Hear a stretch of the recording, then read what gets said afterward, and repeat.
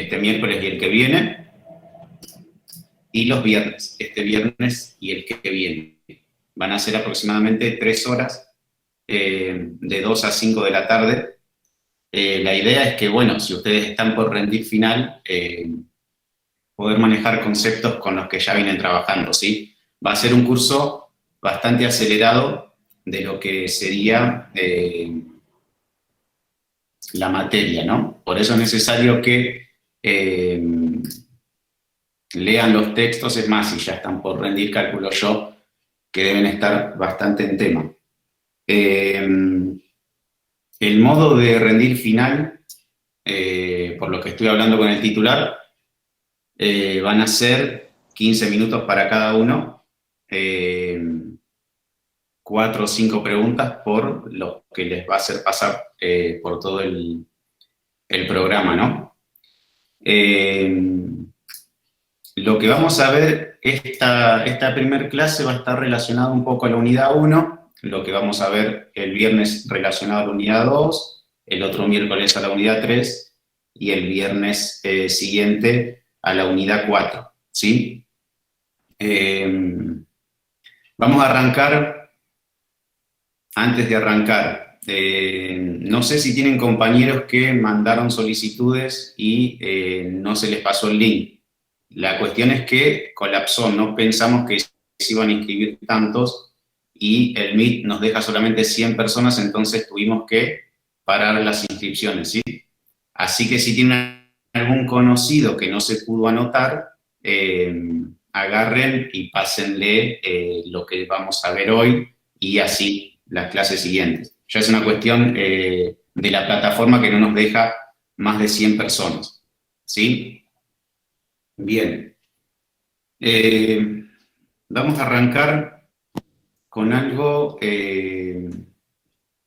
esperen porque encima me llegan solicitudes para admitir. Vamos a ver cómo nos organizamos un poco. La idea sería, vamos a empezar a hablar ahora un poco sobre los temas de la unidad 1, hacer algún corte, si tienen alguna duda en particular me van preguntando. No vamos a entrar específicamente en los textos porque es imposible, pero sí más o menos tener algunos apuntes y algunas puntas para que ustedes entiendan un poco que quizás la unidad 1 siempre es la que termina siendo la más densa, ¿no? Bien. Les recomiendo para que lean los textos que están en la bibliografía de la unidad 1, los que son quizás más relevantes, ¿sí? Hay 2 de Javier de Ponti que están escritos para la revista Bol, están en la bibliografía del programa, ¿sí? Uno es Tecnología, Materialidad y Diseño, después lecturas sobre tecnología y objetos tecnológicos, ¿sí? Después otro texto muy importante es el de Valderrama, ¿sí? Tienen los textos de Aquiles Gay, los 2 de Maldonado, ¿sí? Ferraro, Sábato, Peik. Bueno, ahora vamos a ir entrando un poco para explicar algunas cuestiones. Bien. Les voy a pedir que desconecten los micrófonos, así creo que están todos desconectados, pero si alguno después tiene alguna duda, lo conecta, así no se hace demasiado delay o algo por el estilo. Bien, vamos a arrancar con algo básico que seguramente se los pueden llegar a preguntar, ¿sí? Una definición de tecnología, ¿sí? Ahora vamos a seguir pasando por estas placas. Dentro de las definiciones de tecnología pueden tener 3 tipos de definiciones que las pueden buscar, los tienen en la bibliografía. Una que está relacionada, digamos, a la definición que da el diccionario, relacionado con la palabra tecne, ¿sí? Relacionado con lo que sería el saber hacer. Mientras voy hablando voy admitiendo personas, así que si me trago un poco no se preocupen, pero es demasiada gente. Bien. Después van a tener una definición de Von Sipe, ¿sí? Relacionado al control científico sobre los procesos naturales y sociales, así que vayan a leer ese texto también. Y después quizás pueden llegar a tener otra definición sobre tecnología en uno de los textos de Ferraro, ¿sí? Que está relacionado a una cuestión quizás más técnica, ¿sí? A una cuestión de métodos y mecanismos, ¿sí? Por ahí pueden empezar a buscar definiciones de tecnologías que quizás el titular se los puede preguntar. O sea, ¿qué es la tecnología en relación a lo que damos desde la cátedra, no? Bien, ya pasando un poco de eso, vamos a empezar a ver cómo pueden abordar los textos, ¿sí? Cómo pensar en la tecnología. Bien. Dentro del cúmulo de textos que tienen, van a tener autores que van a tener visiones tradicionales a la tecnología. Una visión tradicional sobre la tecnología sería una visión en relación a esa tecnología que pensamos nosotros como una ventana al futuro, ¿sí? No sé si llegan a ver las ventanas, las imágenes de arriba, ¿sí? Y después hay otra posición un poco más contemporánea, más de ruptura, que dice que la tecnología se basa justamente en una ventana que tenemos en el mundo real, ¿no? Con los objetos y los procesos que usamos cotidianamente, ¿sí? Van a tener dos tipos de posturas dentro de lo que sería la forma de pensar la tecnología, ¿sí?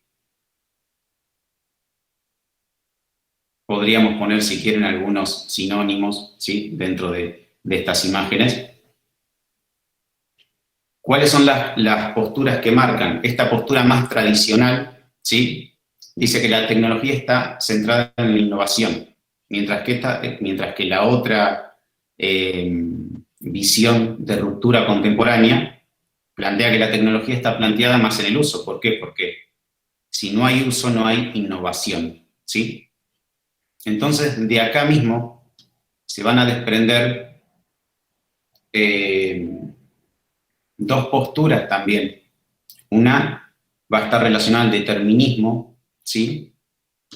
Que lo tenemos acá, y otra va a estar relacionada al constructivismo, ¿sí? Relacionada al determinismo, obviamente, sería esta que tiene la innovación, ¿sí? Y relacionada al constructivismo sería aquella que está relacionada al uso, ¿sí? Bien. Dentro de lo que sería el determinismo tecnológico, van a encontrar autores que ya más o menos los estuve separando para decirlos. Ferraro, ¿sí?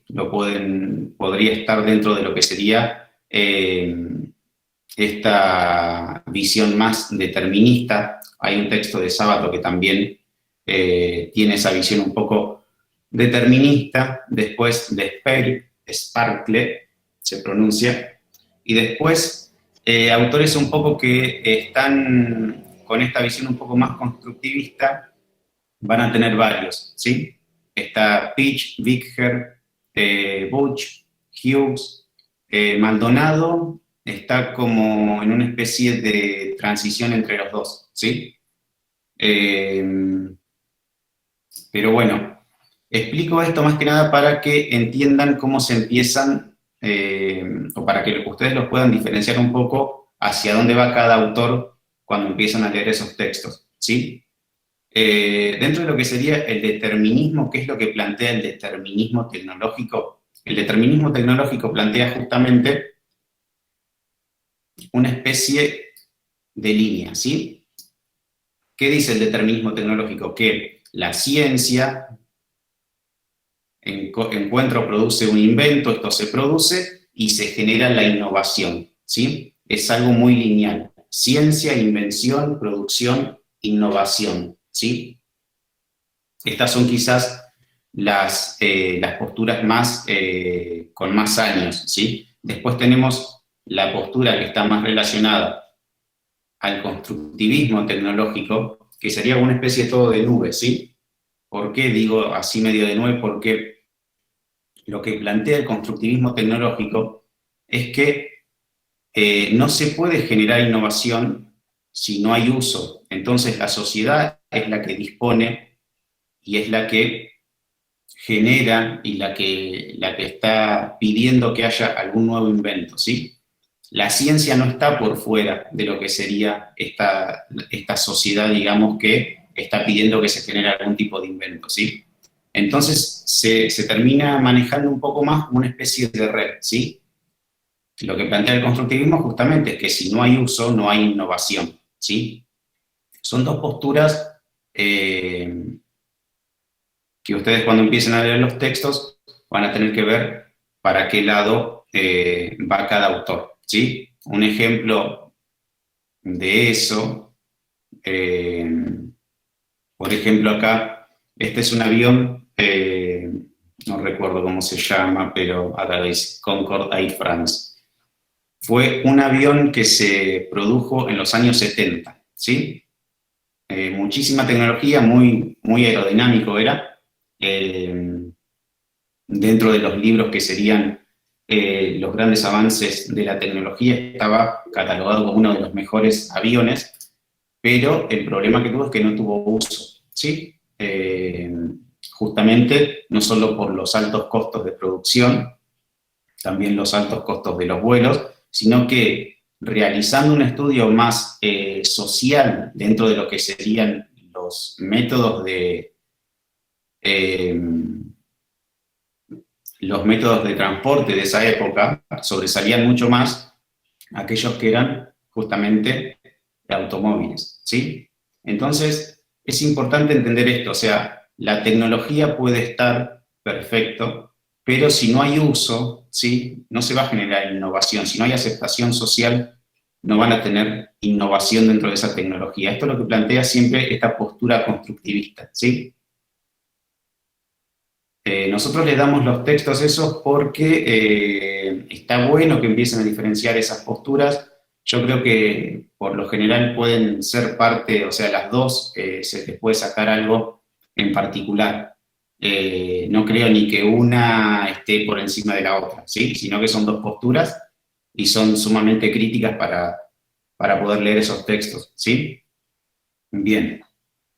Les recomiendo, si quieren ver, un audiovisual, es un documental sobre la historia de Internet, ¿sí? También que lo puedan relacionar con estas posturas un poco constructivistas y deterministas, ¿sí? No solo habla de Internet, de cómo se generó, se produjo esta red, sino también de los efectos sociales, los efectos ambientales que tiene, ¿sí? Está muy interesante. No sé si pueden hacer alguna captura de pantalla. Acá está, o se los dejo un poco para que lo puedan anotar. Les recomiendo que... bien, ahí estoy leyendo los chats. Yo ahora cuando paro un poco, leo lo que están escribiendo. Sí, los autores se los paso, pero los tienen todos en la bibliografía. Búsquenlos porque la bibliografía está...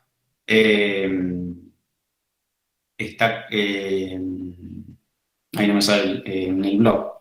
Están todas las bibliografías. Fíjense que están todos ahí los autores. Bien.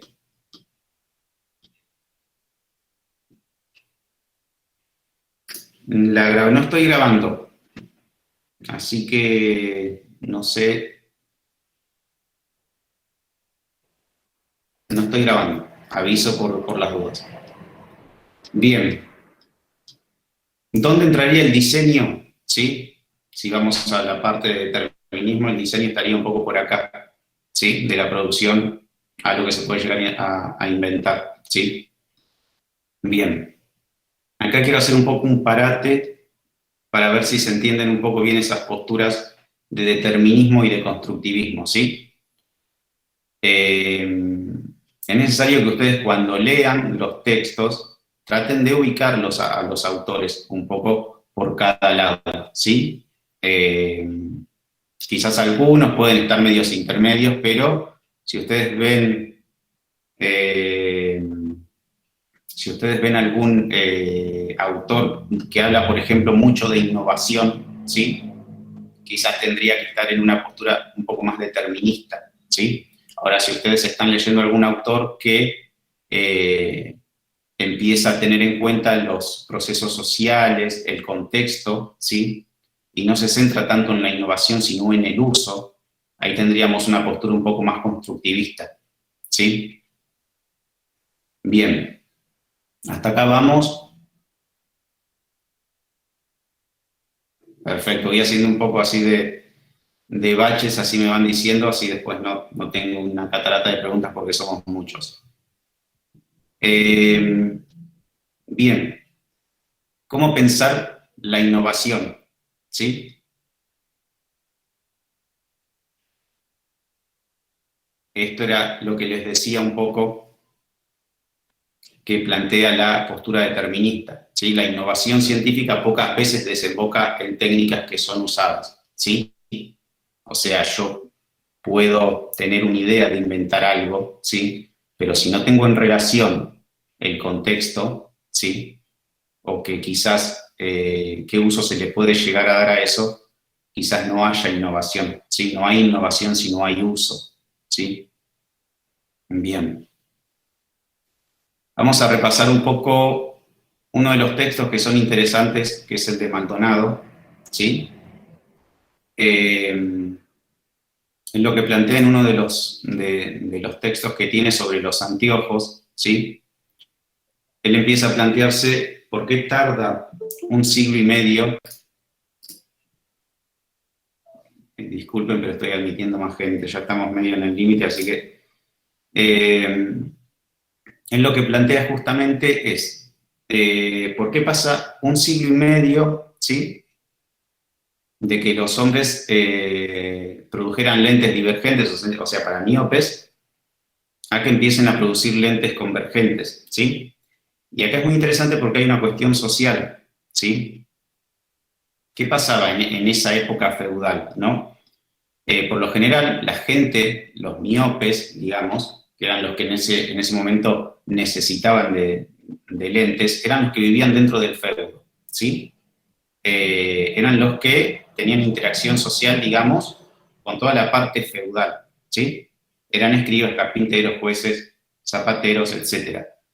Por otro lado, los que vivían por fuera, ¿sí? Del feudo, los que eran cazadores, soldados, pedreros, que tenían incluso corta expectativa de vida, mucho más corta de los que vivían adentro, no necesitaban de los lentes, por más que fuesen prescriptivas, no necesitaban, porque no estaban conviviendo dentro de la parte feudal, ¿sí? No tenían interacción. Cuando el feudo empieza a agrandarse un siglo y medio después y estos personajes empiezan a ingresar, ¿sí? Y empiezan a tener relación con lo que sería el mercado y todas otras cuestiones, empiezan a tener la necesidad de que se generen esos lentes, ¿sí?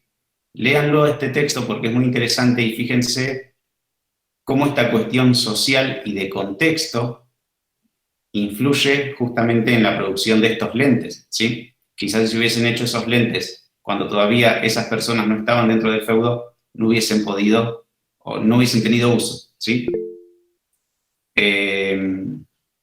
Bien, otro texto también que es interesante para que lo puedan leer es uno en relación a la bicicleta también, que plantea justamente ese tipo de diseño de bicicleta que en su momento era innovador, que hoy sería sumamente incómodo andar con ese tipo de bicicletas, pero que en el contexto en el que se había hecho por las calles, por una cuestión de género también, porque solamente los hombres andaban en bicicleta, era aceptado socialmente, ¿sí? Lean esos textos que les van a servir de ejemplo también para entender un poco esta parte de el uso, ¿sí? En relación también al contexto. Bien. Vamos a una pregunta que quizás también se las puedan llegar a hacer en relación a lo que sería el marco tecnológico, ¿sí? Cuando hablamos de marco tecnológico, o sea, tengan en cuenta que el concepto de marco tecnológico es un concepto que es movible para todos lados y adaptable a cada una de las circunstancias, ¿no? Yo siempre que explico esto, me gusta explicarlo quizás con algunos ejemplos porque me resulta incluso que se puede llegar a entender mejor, ¿sí? Este ejemplo se da en uno de los teóricos, ¿sí? Es una de las señales más conocidas, la señal de taxi, hecha por el estudio Shakespeare, ¿sí? En los años 70. Bien, para entender un poco el marco tecnológico que abarca justamente simplemente esta señal, ¿sí? Tenemos que entender un poco el contexto, ¿sí? En el que se pidió, ¿sí? Y justamente también el momento en el que se produjo, ¿sí? Tengamos en cuenta que estamos hablando de una ciudad como Buenos Aires que es un caos, muchas veces terminaba siendo un caos, hoy lo es también, pero lo que se empezó a plantear dentro de el diseño de esta pieza, ¿sí? Fue también generar un poco un orden vehicular también, ya al colocarlo en distintos lugares dentro de la ciudad, estas paradas ya limitaban a los taxistas a ir hacia esos lugares, a las personas a hacer cola justamente en esos lugares, ¿sí?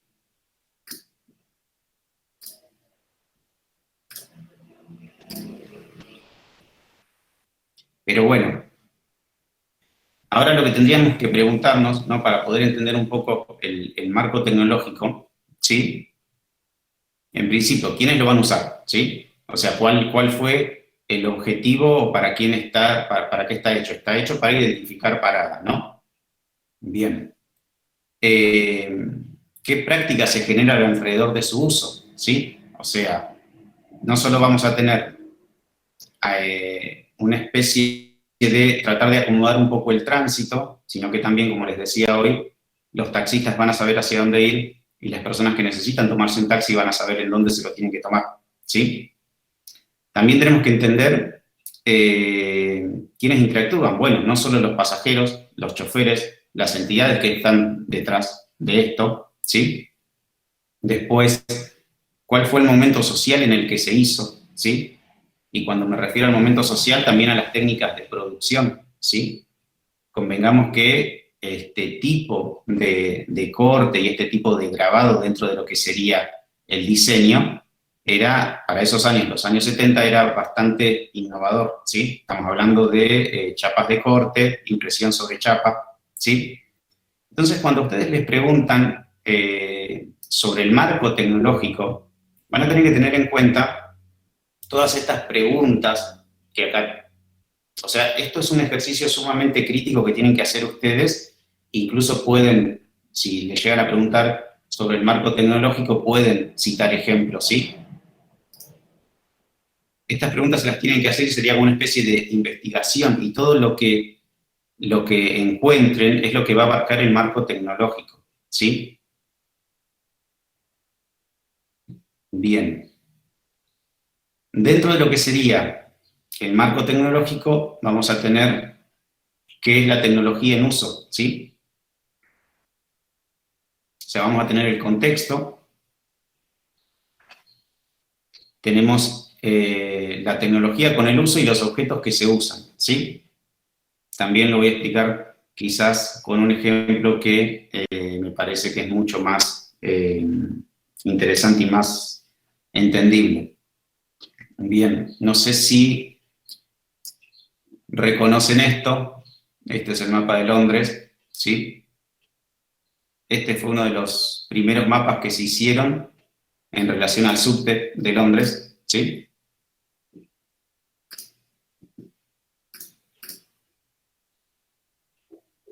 A ver... Ah, no, estaba leyendo a ver si tenían alguna pregunta, pero listo. Bien. Para entender un poco la tecnología y su uso, ¿sí? Esto tiene que ver mucho con la aceptación social, lo que estábamos hablando hoy, ¿sí? Bien. Este ejemplo me parece muy interesante porque Londres fue una de las primeras ciudades que empezó a realizar las redes subterráneas, ¿sí? Porque justamente lo que estaban necesitando era, la población empezaba a crecer, empezaba a crecer justamente hacia la periferia y necesitaban medios de transporte que no fueran los convencionales para que toda esa gente que vivía en la periferia pudiera ir a trabajar o hacer sus cosas dentro de lo que sería más la ciudad. Cuando se empiezan a inaugurar lo que serían estas redes de subterráneos, se inauguran unos de los primeros mapas, ¿sí? el mapa que tenemos acá, que se inaugura,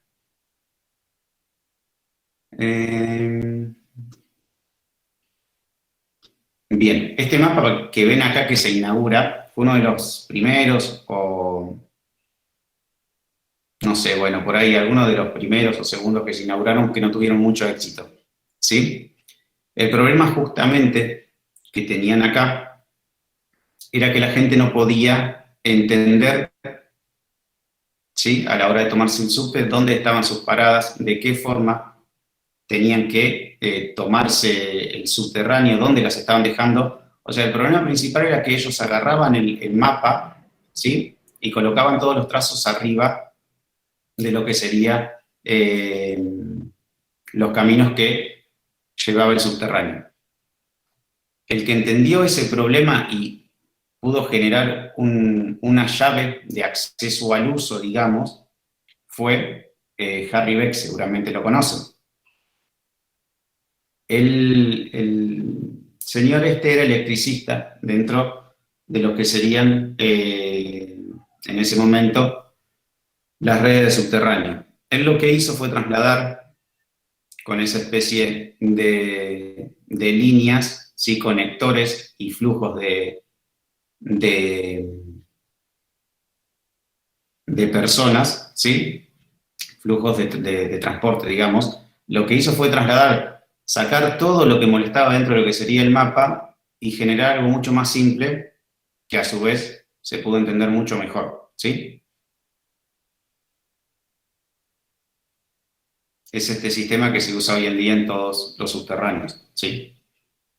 Entonces, cuando hablamos un poco de lo que sería la tecnología y su uso, está mucho en relación también a entender cómo se puede llegar a hacer para que esas personas tengan acceso al uso, ¿sí? Porque acá la tecnología estaba dada, o sea, los túneles subterráneos estaban hechos, ¿sí? Había tecnología para que los trenes pudieran andar, ¿sí? Pero estaba faltando algo que hacía que la gente no lo estaba usando, ¿sí? Y justamente era una pieza, ¿sí? Y en este caso, lo que supo hacer Harry Beck fue entender ese flujo de información, ¿sí? Y poder llevarlo al grado tal de simplificación de que sea algo totalmente entendible, ¿sí? Bien. Estos yo se los cito como ejemplos por posibles preguntas que les pueden llegar a tomar, ¿sí? Si ustedes siempre quieren utilizar un ejemplo, me parece bárbaro, ¿sí? Yo creo que lo que le interesa mucho a Javier es que sean críticos a la hora de si él les hace una pregunta, poder contestarlas con criterios y no repitiendo cualquier cosa, ¿sí? Siempre es interesante que entiendan un poco los conceptos. Bien, no sé si tienen alguna duda hasta acá de algo.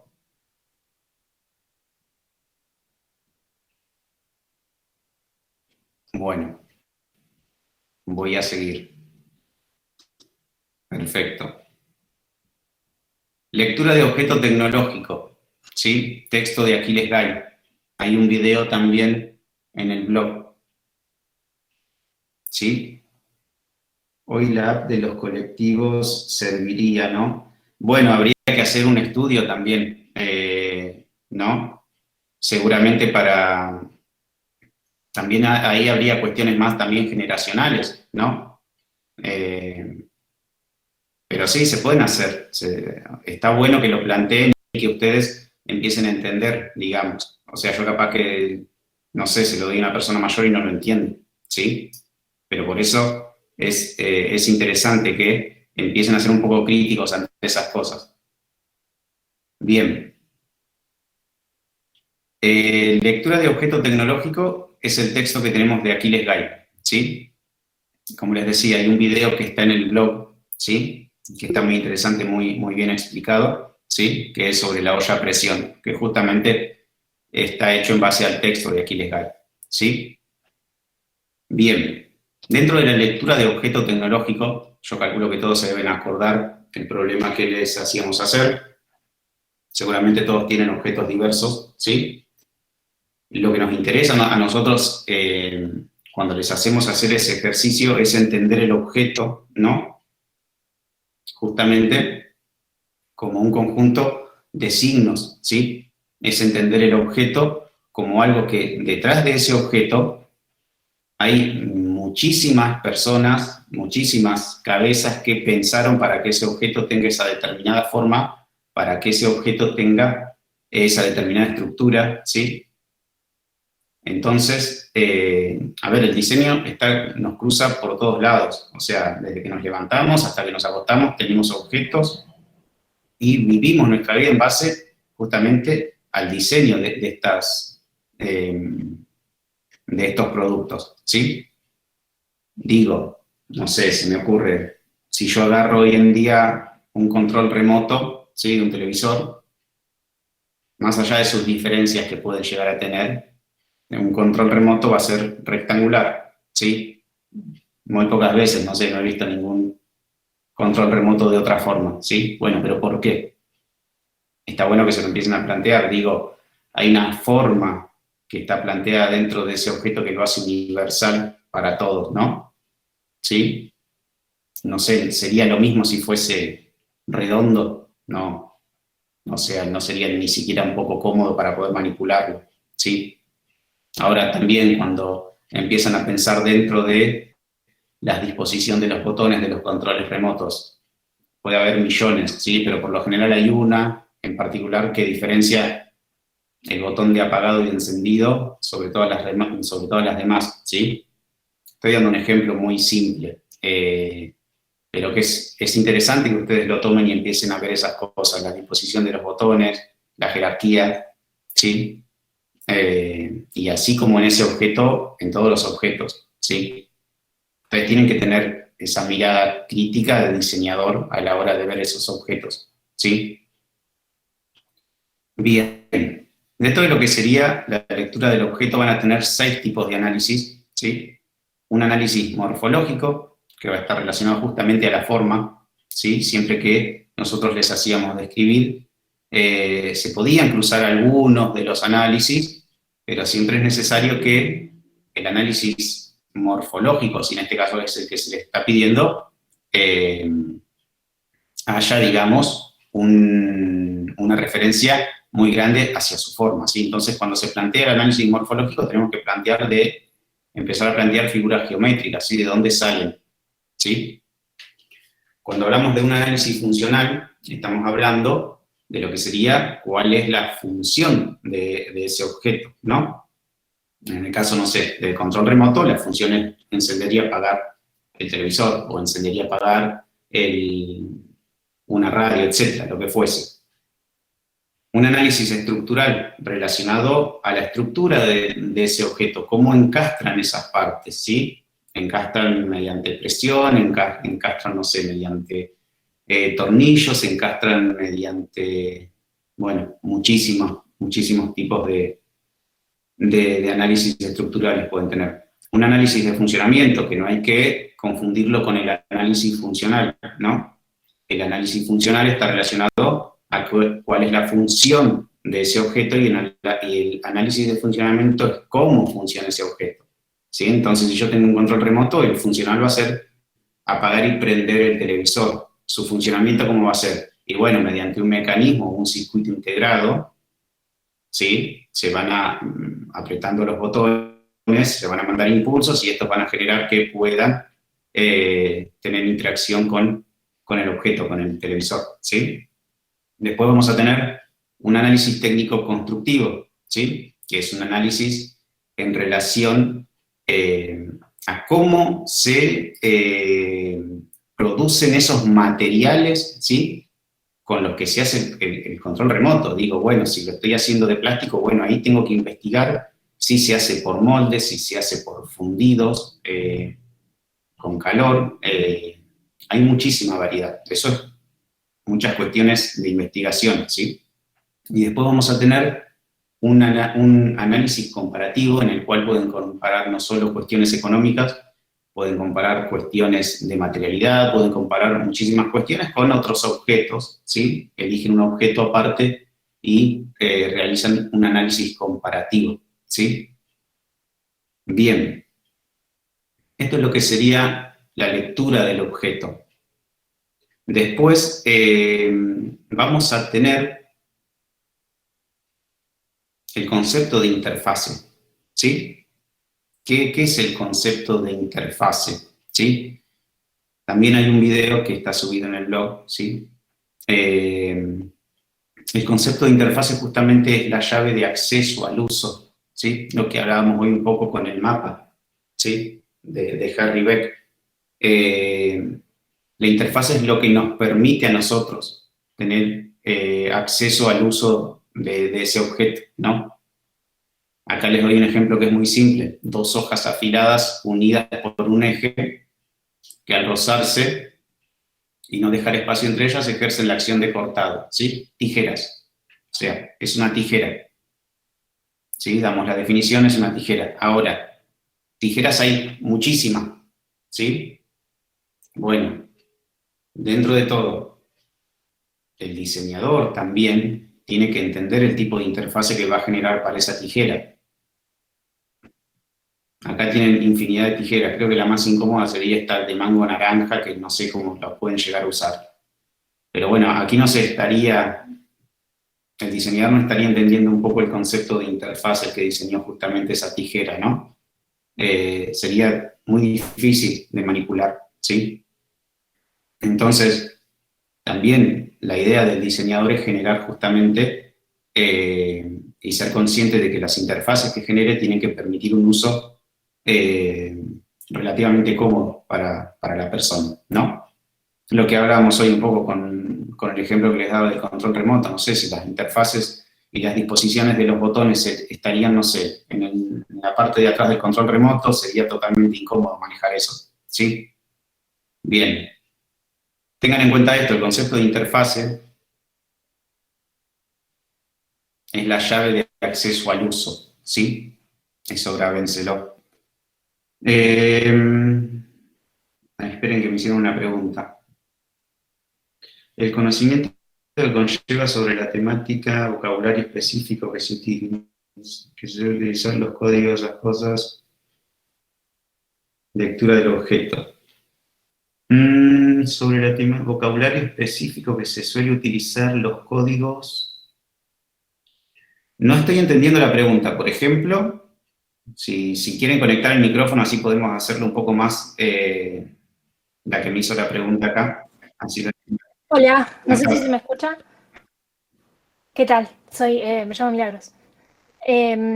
Mi duda es, por ejemplo, por decir, la partitura Blarduni que utiliza códigos o un vocabulario específico, esa clase de conocimiento que hay que tener a la hora de desglosar el objeto, ¿en qué clase de análisis entra?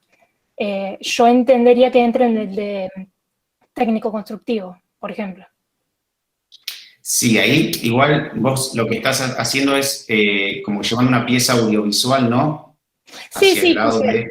Sí, por interrelacionarlo nada más con otra unidad. Justamente nosotros para las piezas audiovisuales, que lo vamos a ver ahora en la clase siguiente, utilizamos la partitura para desglosar eso, ¿sí? Esto lo utilizamos más para los objetos tecnológicos, digamos, que permiten realizar ese tipo de análisis, ¿no? Claro. Para las piezas audiovisuales utilizamos la partitura para generar ese tipo de análisis, claro, entonces, ¿sí? Ahora entiendo, la partitura funcionaría como la lectura del objeto. En una especie, digamos, lo podemos decir así, vamos a decirlo así, en un audiovisual, ¿sí? O sea, lo que genera la partitura, lo que nos va a permitir la partitura es justamente realizar un análisis muy minucioso de lo que sería el audiovisual, ¿sí? Claro. Ahora con estas partes, con estas lecturas de los objetos, lo vamos a dejar justamente en los objetos, va a estar relacionado a los objetos. Joya. Nada, que no se hagan problema porque ahora en la clase siguiente vamos a pasar a todo lo que sería partitura, ¿sí? Esto es un poco un pantallazo de lo que sería la primera unidad, de los temas que se ven en la primera unidad, cómo les conviene a ustedes organizarse para empezar a entender algunos textos que pueden resultar un poco tediosos, pero ya teniendo en cuenta las dos posturas, ¿sí? O las tres, las dos posturas que plantean los autores, más o menos los pueden ir encasillando, ¿sí? Bien. Otra cosa que no me quiero olvidar, ahí les voy a compartir pantalla de otro PDF.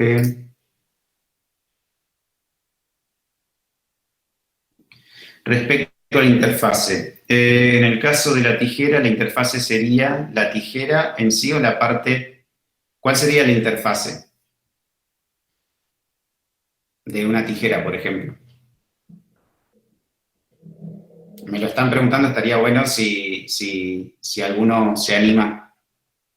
El mango de la tijera. El mango, exactamente. O sea, no tengo una tijera acá a mano, pero bueno, lo que sería la interfase de una tijera sería el mango, ¿sí? O sea, ¿qué es lo que a mí me permite tener relación con el objeto para realizar la acción, ¿sí? En este caso va a ser el mango, ¿sí? Interfaces van a tener muchísimas, no en la tijera, digo, en otros objetos, ¿sí? Pero ustedes siempre piensen esto, o sea, ¿qué es de todo el objeto que yo tengo para analizar, cuál es la parte que a mí me permite tener acceso al uso, ¿sí? O sea, si yo agarro una tijera por las hojas afiladas, no lo puedo utilizar, ¿sí? Bien. Les iba a mostrar.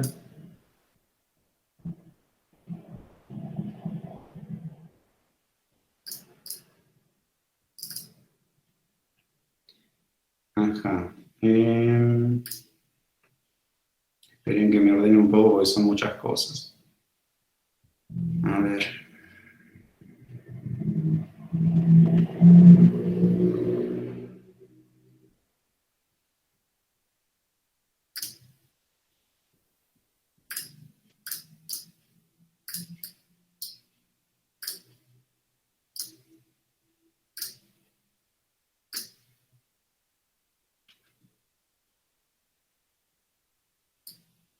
¿Están viendo pantalla ahí? Sí.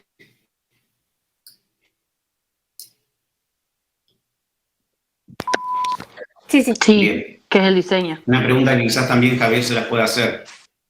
¿Qué es el diseño? ¿Sí? O cuál es la visión del diseño según la cátedra, ¿sí? En relación a la tecnología. Bien. Tengan en cuenta esto. Esta diferencia entre diseño en comunicación visual y diseño en comunicación, ¿sí? Hay un manifiesto que plantea Icobrada, que es del 2011, me parece, que lo que estaba planteando es generar una definición acorde del diseño de cara a los 30 o 40 años posteriores, ¿sí? Porque es una carrera que va cambiando constantemente, ¿sí? Entonces, ¿desde qué punto de vista nos posicionamos ante el diseño, ¿no? Y para esto es muy importante entender al diseñador, ¿sí? Despojarlo de lo que dice el diseñador en comunicación visual, sino un diseñador de comunicación, ¿sí? Entender que el diseñador, ¿sí? Tiene que tener una actividad intelectual, ¿sí? Es la famosa frase del diseñador sin lápiz, la persona pensante que ve el problema y busca soluciones, ¿sí? Más allá del manejo técnico que pueda llegar a tener o no, ¿sí?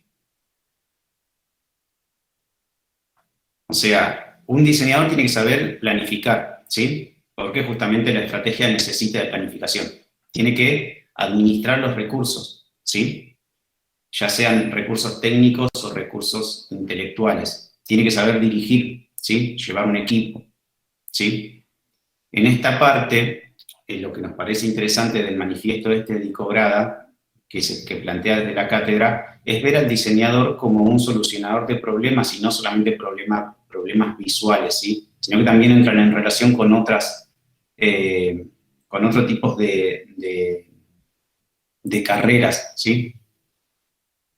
Tengan en cuenta que el diseño, más allá después de cada especificación, ya sea diseño visual, industrial, tiene una base en particular, ¿sí? Y se relaciona con muchas otras materias, se está relacionando mucho con la medicina, el diseño, ¿sí? Entonces, si les llega a hacer alguna pregunta en relación al diseño, ¿sí? Tengan en cuenta el manifiesto de Estético Grada, búsquenlo y léanlo, ¿sí? Era lo que les decía hoy, identifica y define problemas, lo soluciona, analiza las posibilidades a través del pensamiento crítico, creatividad, experimentación. Esta idea de el diseñador sin lápiz, ¿sí? El diseñador que piensa y trata de resolver el problema, ¿sí?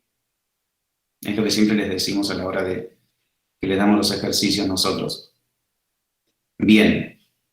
Quería dejar esto claro porque capaz que es algo que se los puede llegar a preguntar. Se me corta de ratos como la charla, quería saber si era yo, no sé, a algunos les está pasando que se les corte la charla. Yo creo que tengo buena internet, pero quizás al ser tantas personas,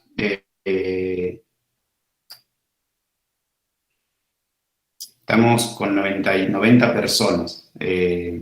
Quizás puede ser que sea algún problema en relación a eso. Bien. Bueno, esto es un poco un pantallazo de lo que sería la primera unidad, ¿sí? Estoy acomodando ahí. Bien.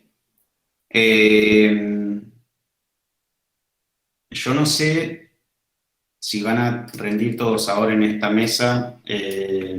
La verdad que me sorprendió mucho la cantidad de inscritos. Ahora les voy a pasar los textos más importantes que tienen que tener en cuenta.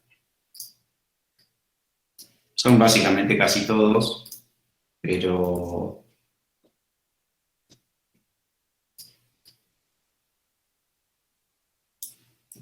más o menos para que los puedan empezar a identificar, ¿sí?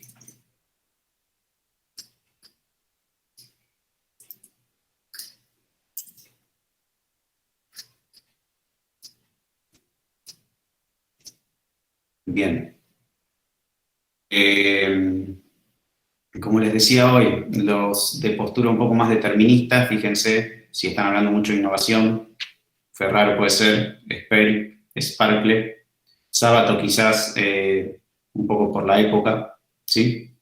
Después constructivista tienen a Pinch, a Bisker, a Butch, a Hughes, y un poco el que está en el medio de los dos puede ser Maldonado, ¿sí? Pero bueno, eso es un poco un repaso sobre la unidad 1, ¿sí? Por eso yo siempre les digo que es interesante que tengan los textos siempre leídos y tengan conocimiento de lo que estamos hablando, ¿sí? Porque si lo agarran de cero, es como que no les aconsejo que se metan a rendir si todavía están un poco retrasados con las lecturas. Bien, les voy a pasar también un cuestionario para que tengan algunos ítems, algunas definiciones, ¿sí? Puntos específicos que quieran para que puedan ver, ¿sí? Más o menos de lo que es esta primera clase. A ver.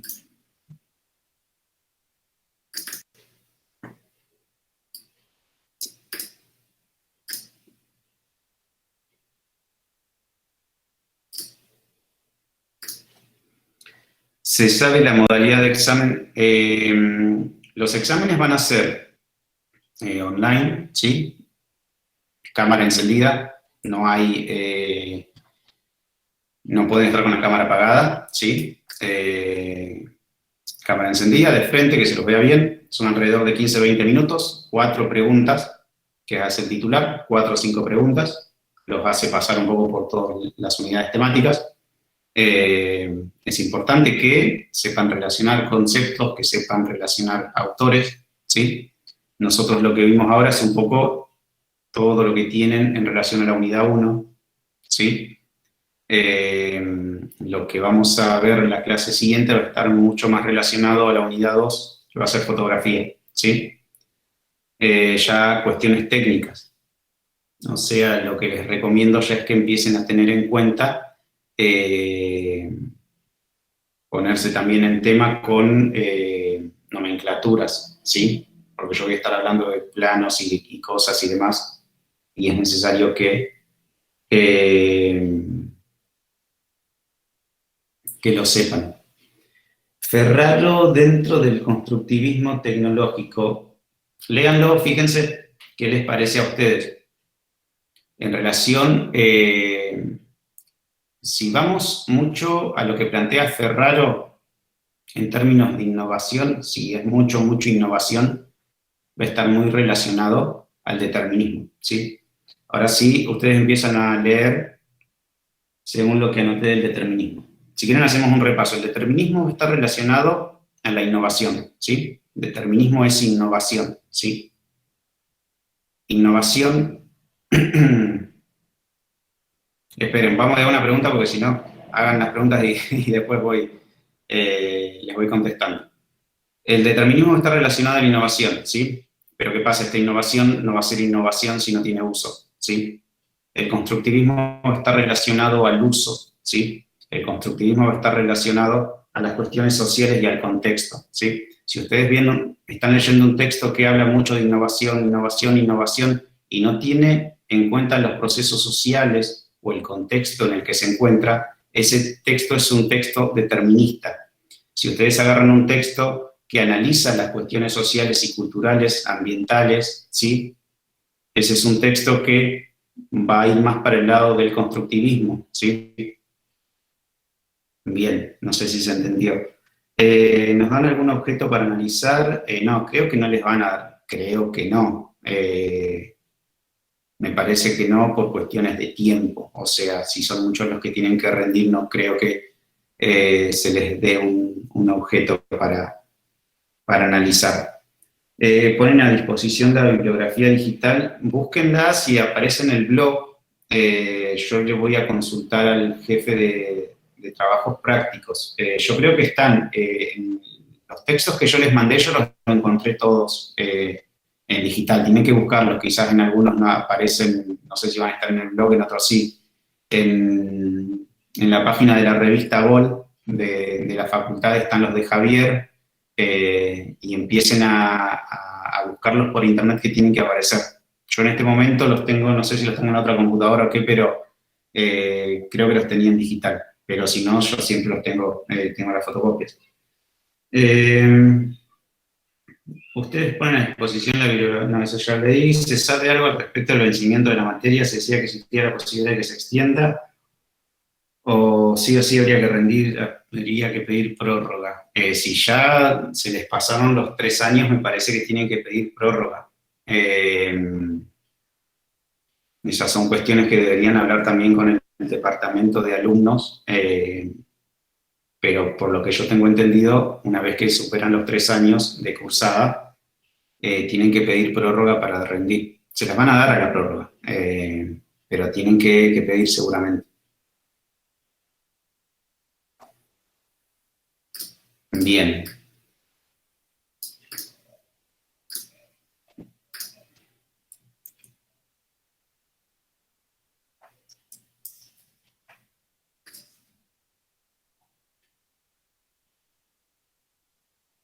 Ahí les paso un par de...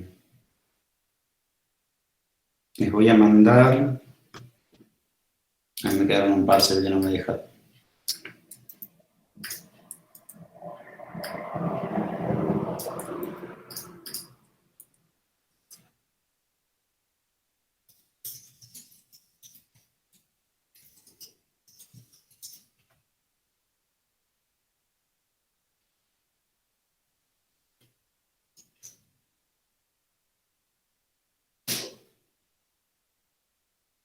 Bien, un par de puntos que van a encontrar en las diferentes fotocopias para que vayan buscando. Les puede servir. Bien. Esto sería lo que sería la unidad 1 que estamos viendo hoy. No sé si tienen alguna duda, si quieren hacer alguna pregunta.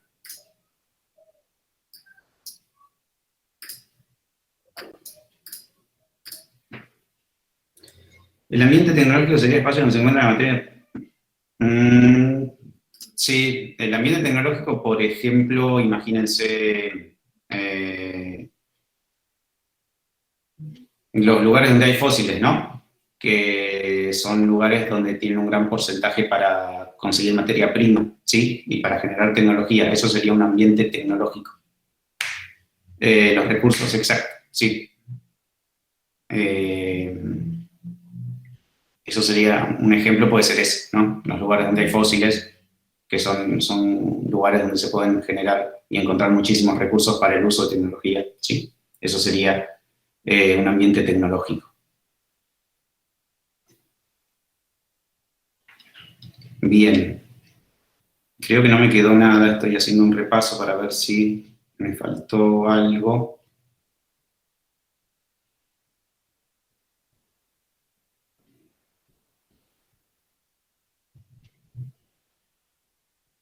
A ver.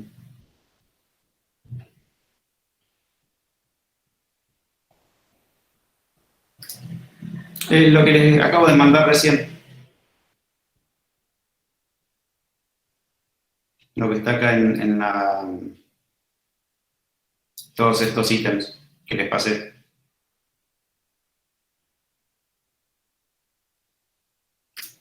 Hay un texto que habla sobre la FUF. ¿Dónde está ese texto? Que creo que incluso se titula, si ustedes hay algún texto que en Sabaton, sí. Si no está, otra cosa que me olvidaba, revisen todos los programas, ¿sí? No solo el de este año, el del 2020, sería el del año pasado, sino revisen también quizás el 2019 y 2018, porque hay algunos autores que se ponen, otros que se sacan, ¿sí? Yo creo que les pasé un par de autores ahí, en algunos, me parece que en el programa del 2020 no están, pero sí están en el 2019, ¿sí? El examen es oral, o sea, por videollamada, las primeras mesas, después no sé cómo se van a disponer, según si todo empieza a volver un poco más a la normalidad, no sé, yo creo que no, pero por lo menos desde el inicio de las clases, que ahora van a ser online todavía. No sé después en el segundo cuatrimestre, pero me parece que por ahora van a ser así. Por eso les digo que si van a rendir el final, prepárense bien porque, qué sé yo, quizás no tienen el mismo tiempo que en un escrito, que uno quizás tiene un tiempo más para pensar o para analizar un poco más las cosas.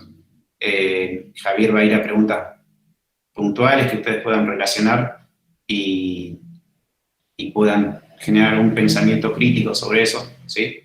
Eh, entonces, es importante que puedan, que puedan responder y que puedan quizás incluso hasta dar su propio punto de vista. Si ustedes quizás no están de acuerdo con algún tipo de postura o algo, es importante que se lo puedan decir,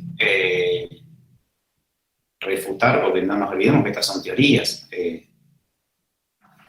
A ver, consulta, la cursé en 2016, ¿en qué programa me tengo que pasar? Sí, o sea, busquen los programas 2020, 2019, 2018. Por lo general, no, a ver, no hay un cambio drástico de lo que sería la bibliografía, pero hay algunos autores que se colocan, otros que se sacan. Siempre tengan en cuenta eso. Para pedir prórroga, fíjate, contactar con alumnos, el mail de alumnos de la facultad.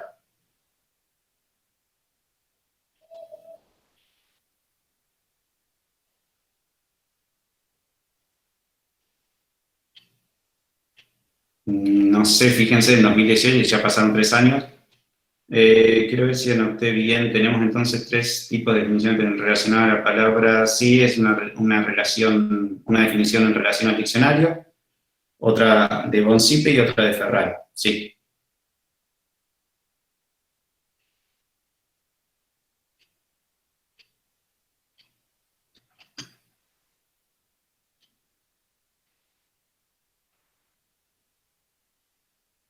Bien.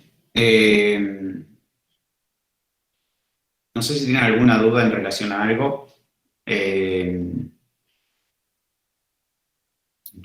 Tenemos un espacio de 3 horas. Para mí, estar hablando 3 horas es sumamente cansador para mí, para ustedes. Por eso quiero ir siempre a los conceptos más básicos y cosas que les pueden llegar a preguntar y hacer un repaso más o menos sobre los focos puntuales que les pueden llegar a preguntar, Javier. No sé si tienen alguna duda. Si no tienen ninguna duda, vamos a cortar y después vamos a arrancar el viernes también en el mismo horario.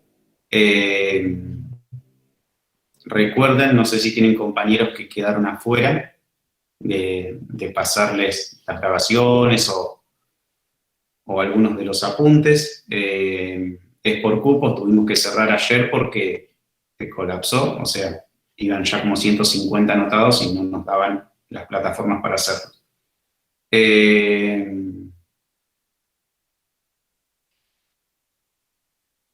La próxima clase vamos a ver todo lo relacionado a fotografía, ¿sí? Fotografía, manejo de cámara, luz, triángulo de exposición, iluminación,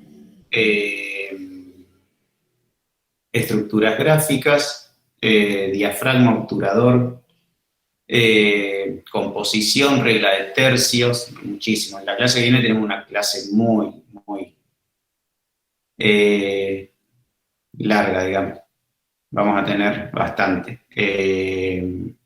Pero bueno, hay nomenclatura, mucha nomenclatura, porque tienen que saber identificar una nomenclatura. Cuando yo hablo de un plano, lo tienen que saber identificar. Si yo les doy un problema con nomenclatura, tienen que saber desglosar esa nomenclatura.